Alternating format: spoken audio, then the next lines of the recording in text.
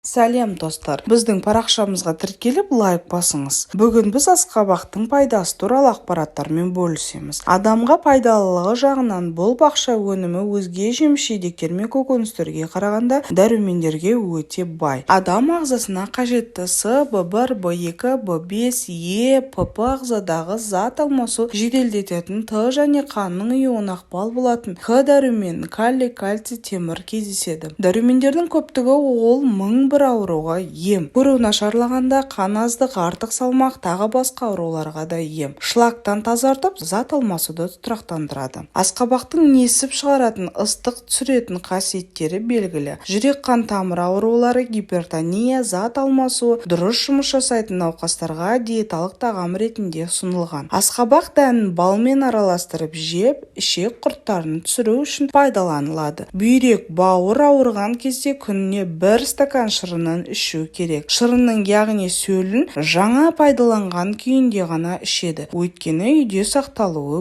өте қиын. Минералды тұздар мен дәрумендерге бай асқабақ дәндерінің құрамында ақуыздар, омега-3, қанықтандырылмаған май қышқылдары, селен, магний, мырыш, С, В тобының дәрумендері де жеткілікті. Несеп жыныс жүйесінің көптеген ауруларынан емдеуге көмегі зор. Несеп айдаушы, қабынуға қарсы, өт айдап паразиттерден арылуға да көмектеседі. Құрамында жасанды талшықтың судың көп мөлшерінің арқасында асқабақты арықтауға болатын емі де бар. Ас құрту үдістерін тездетеді, уыттардан тазартады. Сіздермен ақпарат бөліскен Адам Тағам каналы. Денсаулықтарыңыз мықты болсын.